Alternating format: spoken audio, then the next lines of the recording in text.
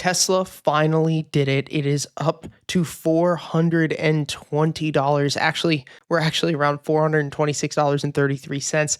And I couldn't be more happy and I couldn't be more proud of everybody within this community and everyone who's been following this for the past 6 months with us. If you guys remember, back here in June and July is when I became extremely bullish on Tesla. And I posted this video talking about the full Tesla master plan, why I thought 300 would be the target by the end of December and 400 into 2025. And so far, our 2025 target has obviously been taken out because we're trading right now above that target price. And now we have to mark off new targets going into 2025. And that's what we're going to do in this video. We're going to look at the monthly. We're going to talk about some areas of potential resistance going into 2025 and where I think the highs for Tesla will be on a longer time frame. But before we get into that, I did close some more of my Tesla calls. This is just Tesla so far year to date. And you're going to notice that we were not trading this thing at all really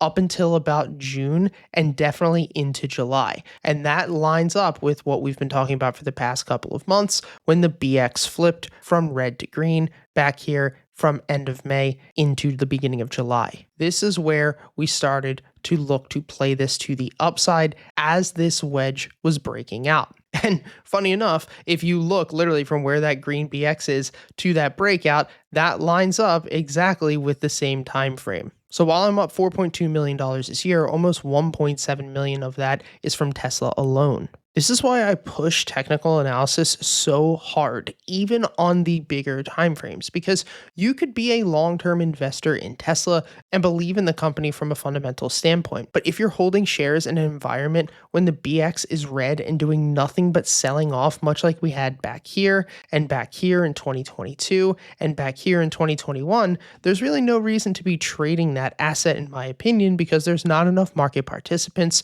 or at least sizable market participants, such as institutions, to drive the price of the stock up. And the head of this breakout correlated perfectly with full self-driving and the rapid rise and basically improvements that we've seen in the past 6 to 12 months. On top of that, the robot event, killer earnings, etc. It was at this point when we saw the shift on the BX, in my opinion, and the thing that I talked about in this video, which I recommend you watch, where I said that Wall Street and the guys and girls with big money, they now are fully understanding what Tesla is about. Not that Tesla is a car company, not even that Tesla is a tech company, but that Tesla is a robotics company and they are going to change the world. And that has been our premise for the past 6 months. And that's why we've been so bullish. Now in that video, our highest target was up here at equal highs around $400. This will normally be the resistance area where price rejects if we have weak buying pressure heading into that resistance. Now in this case of Tesla, we do not have weak buying pressure. You can see we have significant buying pressure here on the monthly chart. The last time we saw this type of breakout with such intensity after a massive squeeze was back here in 2019. At that point, Tesla ran nearly 1,000% before pulling back and pushing up another 1,800% from that low to high. Now, I'm not saying that Tesla is going to push up another 1,800%, but I do think that there's a very good chance if continued pressure comes into this that we could move our way up to maybe highs of $480 or $520. Now, the way that we look for these potential resistance levels as we move into all-time highs is pretty difficult. The reason that finding supports and Fibonacci's and smart money zones is so easy is because we're using prior levels where buyers went in before, and we're watching for them to come in again. When we're pushing up into all-time highs, we're kind of in no man's land, so it's not easy to call specific targets. This is why in my trading, I don't normally call a numerical target. I take my profit in stages based upon the BX trender, because the BX trender is going to show you specifically when money is getting pulled out. And once money is getting pulled out, we don't want to be in the trade. Now we can take a Fibonacci extension and we can actually go from that low back here at 1676 all the way up to that all-time high prior on that candle body of about $389. If we throw this out, this will show you based off of our Fibonacci extension, basically from that low to that high, These are normally the areas or high level targets that we will see once we push into all-time highs. The 0.125, which is lined right up with $440, and then the 0.25, which is lined up with $480. I think there's a very high chance that we could see at least another 10 to 30% move as we head into the end of December and January, max. But at this point, I would not be chasing Tesla to the upside. At this point, you are not buying this at a discount. You are definitely paying a hefty premium, and you do not want to become somebody, in my opinion, who got caught back here in 2021. Now, as far as my holdings for Tesla, what's left at this point is 10 417 $390 calls. I initially went in with 30. I closed 10 of them out yesterday. Because I closed 10 of them out, that's why the stock ripped so much today, and I would have made a hell of a lot more if I actually held on to those, but I closed out another 10 today, and I'm going to hold this last 10 until the weekly chart flips red on the BX. Now that I've stacked so much profit at this point, I don't mind being a little risky with the chips that I have left on the table, which is why I'm going to continue to hold up until hopefully $480 and maybe even $500 in the coming months. Now, Tesla's been one of our best trades and setups for the past couple of months, and this pattern that you see right here usually plays out about 70% of the time. And the issue as well with this type of pattern, where we see lower highs and higher lows, is that there's a lot of manipulation within this area specifically. A lot of the times where we're coming up on that support level, big money will purposefully drive the stock price through that support level because they know that everyone has stop losses set underneath, in this case, $160. And so they'll purposefully drive the stock right through that level, buy it right back up for pennies on the dollar, especially in the options market. That's really where this is purposefully done, only to watch price completely bounce back up, and in this case, run 100+%. Now, the same exact setup that's happening here is the same exact setup that's happening on AMD. And I want you to remember too, and go back to FinTwit or X and see what the narrative for Tesla was back in April. It was not pretty. And the same thing is happening right now for AMD. And even though that's happening on AMD, I'm still bullish. And so I want to talk to you guys about the AMD position because at this point, I actually doubled down. I averaged down on my trade, and we saw somebody come in and buy $32 million worth of calls. This triggered an alpha gold alert, which is the strongest alert that we have. It usually is right about 80% of the time. And so I want to cover that extensively because I think that AMD could be the next Tesla over the next 6 to 12 months. Now, as we said before, much like Tesla, setting up in the same exact way, getting a stop hunt in the same exact way. And so normally when price is making lower highs into a fixed point and higher lows into a fixed point, this is what's called a symmetrical triangle or a bullish triangle. And this is showing price compressing, squeezing within this range. And from there, what we look for is bullish accumulation that happens on the weekly BX. The BX is the indicator at the bottom of your screen, and this shows us bullish accumulation or institutional buying. It is very important to only be trading the market when institutional buying is on your side. If the people who can move the market are not on your side, then why would we be focusing on trading?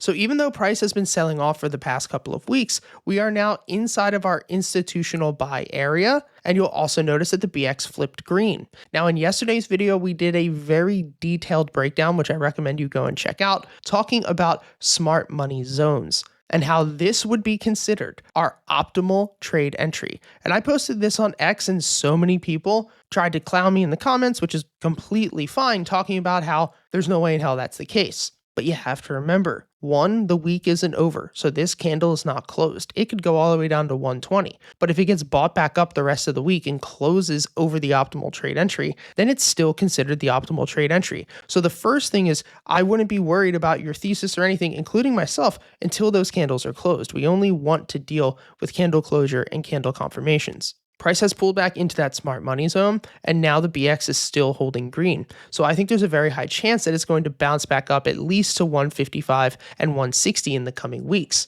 We opened the position back here on 11/29 with 100 of these calls that expire February 21st, 2025. The expiration was $140. We got a nice push on 12/2 where we ended up closing this out for $13,000, and my plan was to hopefully see this run from 140 right up to 155. Obviously, that has not happened. Price sold off here Friday, Monday, Tuesday, and now is finding a bottom. And since the 4-hour, which you can see the BX actually closed on the 4-hour green, I decided to average down and buy another 50. So at this point, I'm still holding now a full position or 100 of these contracts. The icing on the cake, however, is the fact, and I didn't even know this until after I averaged down, today we saw an institution come in and buy $32 million worth of AMD calls expiring February 21st, 2025,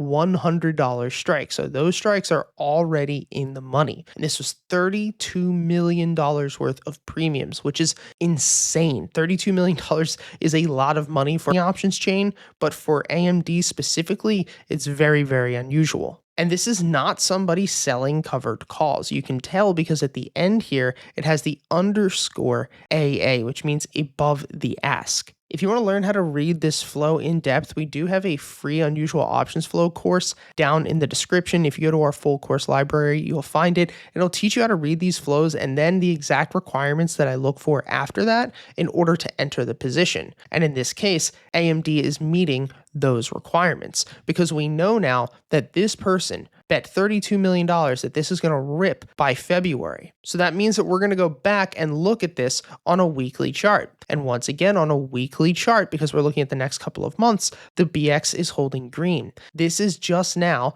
another piece of information that we have to tell us that this is a stop hunt and that price most likely is going to push back up to 160 and maybe even 170 in the coming weeks and months. And now, does this have to happen? Of course not. AMD can go through, break $120, tag me out, and then I'll lose some money. But at the end of the day, I have no problem taking that loss. I don't get mad because I'm a professional. I've been doing this for 9 years. I don't get mad when I lose money.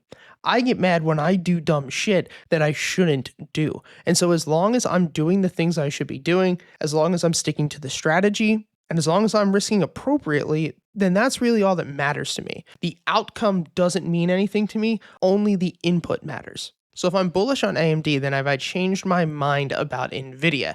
And the answer is so far no, right? Nvidia did have a good day, up about 3%. We did see some unusual call buying a couple of days ago, but as of right now, objectively, we still have this head and shoulders pattern in play, and we're still showing red on the weekly BX trender. And so I will not become bullish on Nvidia until this BX flips once again. Once we get the flip, then I will look to play Nvidia long, much like we did back here from April to June, and again from August to October. One thing to note is that while we did get a bounce, the BX is still holding red. So that head and shoulders pattern is still considered to be in play. And if that head and shoulders pattern breaks, the level that we will most likely sell off to, as you normally know, is going to be that smart money zone. In this case, the smart money zone would be sitting between $120 and $122. So at this point, I'm not going to touch Nvidia. I don't need to force anything. There's more than enough trade setups out there in the market.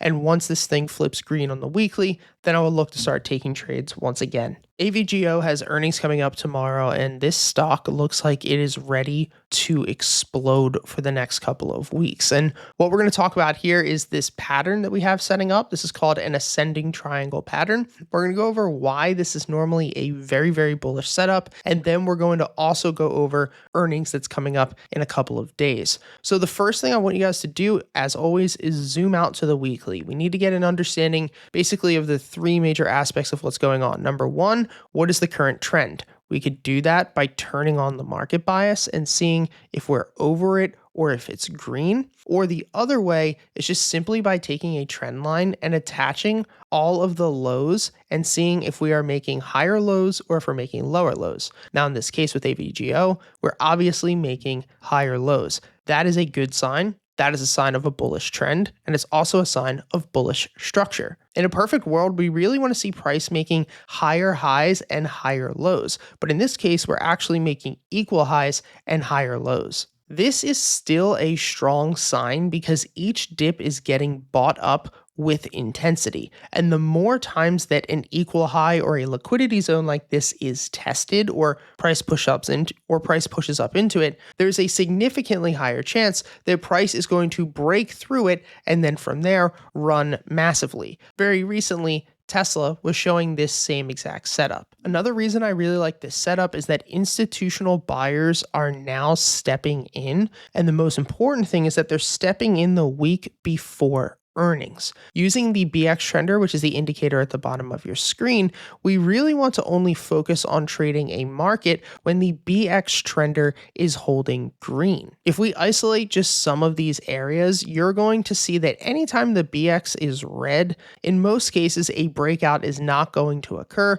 because there's not going to be enough buyers stepping in to actually push the stock higher. And this is why we will normally not trade when the BX is showing a setup like that. So the fact that AVGO is showing bullish accumulation and institutional buying as we head into this resistance is a very good sign. On top of that, we also saw unusual options flow come through in an AlphaGo alert last week, showing us that institutions are stepping in, this time on the options market. As far as short-term price action, there is a chance that we get an initial pullback tomorrow on earnings, because the BX has flipped red, and I think worst case scenario, we would see a 10% sell-off before once again, institutions decide to step in and buy the dip. This is not something that I personally have a trade in at this point. I don't carry any positions, but I do think that this is going to break out over the next 90 to 120 days. If I really felt strong about this and I wanted to own a position, then personally, I'd have about 50% of my planned position size in the trade at this point, and I'd be saving another 50% to add down if price pulls back to $170 or $165. Another setup that has massive institutional buying set behind it, as well as a compressing and potential breakout setup, is MSTR. Now, you're going to notice here on the daily chart that the price is making lower highs, which is a sign that we are compressing. Now, when price is making higher lows and lower highs, that's normally a sign of bullish compression because we're in an uptrend. This is normally a sign that price is going to break out, hopefully into higher highs. Now, the main thing that I do not like about this setup, and the main reason I do not have a position at this moment, is the fact that the weekly chart is showing lower highs on the BX and it's showing a red BX. And now this means that yes, shorter term, there's money coming in, but I don't think that there's enough coming in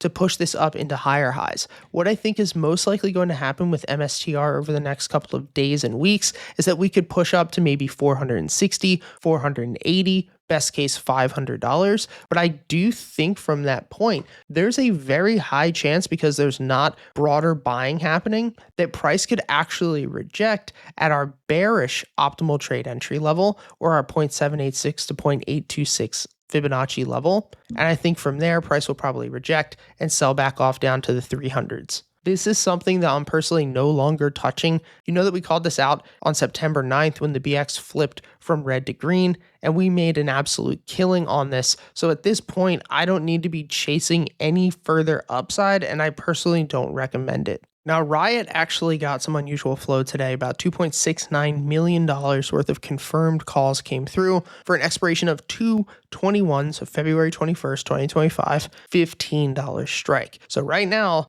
we're trading at about $11 and change, and a $15 strike is extremely far out of the money. And we talked about how there's a chance that MSTR could run short term before potential rejection, and there's a chance that that could happen with Riot. Now, at this point, I did not take this trade, and that's for a couple of reasons. Number one, I don't like that the daily BX is sitting red at this point. Yes, it bounced. If we turn on the market bias, which is a trend indicator that we love to use, you can see that normally we will bounce within this range. So maybe we could get a bounce off of that level.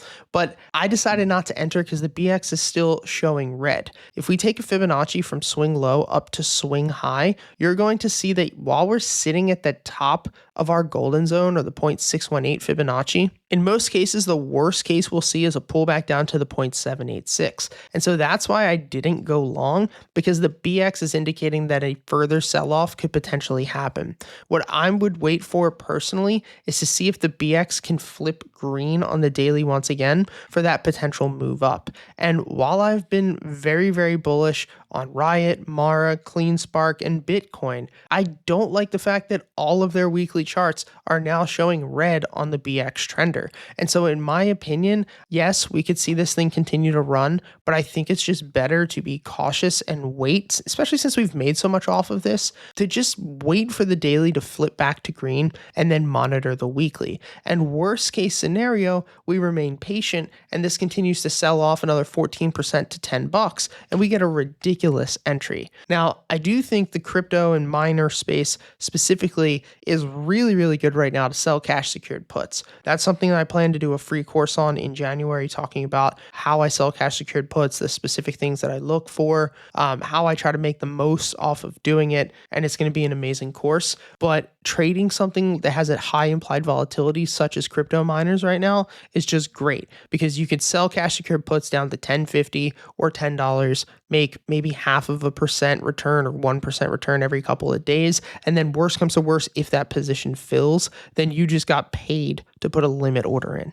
You guys know that I've been long on Baba, long on Neo, and we did talk about JD a little bit last week, but I didn't end up trading it. At this point, even though price has sold off pretty significantly, I still feel really, really good about this, right? Price broke through that resistance and broke structure a couple of months ago. You can see that we pushed through this in September. We had that massive run up to 750, and now price has pulled back. Once structure breaks, that means that we are now looking to buy within a discounted area to go long. The way that we find that discounted area, or find our smart money zone, which is what we call it, is we take a Fibonacci retracement from most recent swing low, which is back on the 5th of August at $3.72, and then we bring it all the way up to most recent swing high, which is $7.71. I have a full course in our course library down in the description. It's completely free. Shows you exactly how to draw these in less than 30 minutes, and I highly recommend you go check it out to get all of the settings. But the main area that we're looking for is the 0.618 to the 0.786. This area is called our institutional buying zone, and this is normally going to be where institutions and people who can actually move the market start to buy a stock within an uptrend, because they're not going to buy up here. They're not going to overpay. They're going to wait for the stock to sell off 60-70% of that move before they decide to go long. Now, my favorite area to buy and what I call the smart money zone is the 0.786 to the 0.826. This is normally going to be the absolute lowest area that they will drive price down to in order to tag everybody out before they literally just load back in and look to ride the trend right back up into an equal high. And so this is why I've been so bullish, because we were sitting inside of the institutional buy zone, but we know the BX trender was red. And so even though we're at a discount, remember, we need to be patient, because it doesn't matter if a stock is in a discount. We need institutions, the people with shitloads of money who can actually move the stock, to agree with us. And once the BX flips from red to green and we get the indication that they agree with us, this is the green light to go long. And so at this point, while we have a bit of a pullback this week, I think that this is just a buying opportunity. I think within the next 90 to 120 days, NEO is going to move its way back up to $7.50 and maybe even $8. The same exact thing is happening here with BABA. Bounce right off of the smart money zone. BX is flipping green, and I think that we'll see BABA back up between $117 and $120 within the next 90 to 120 days, which would also make JD move back up to $48 and potentially $50 within the next 90 to 120 days. Let me know what you guys think about all of those setups down in the description. If you guys have any stocks that you would like me to cover, please also put that down below. If you would like to get access to all of our free courses, go ahead and check them out. The link is in the description. We normally add one course per month. And if you want to get access to all of my real-time trade alerts, we're up $4.2 million this year, or about 210%, with a 65% win rate. You can get access to all of my trades, all of our trading bots, all the unusual flow that we talked about and and went over in this, as well as our Discord community where I live stream once a week. The link to our private academy is down in the description. And the reason that I put it here and I don't post about it in most cases and I don't talk about it in most cases is because if you've watched till the end of a 33-minute video, you are somebody who is dedicated. You are somebody who is serious. So if you do want to join, use the code MARKET30 to start for 70% off your first month, because I believe that you are somebody who will invest in your future, and therefore I want to help you out and start by giving you your first month for only $30. Thank you guys for all the support. I'll see you next time.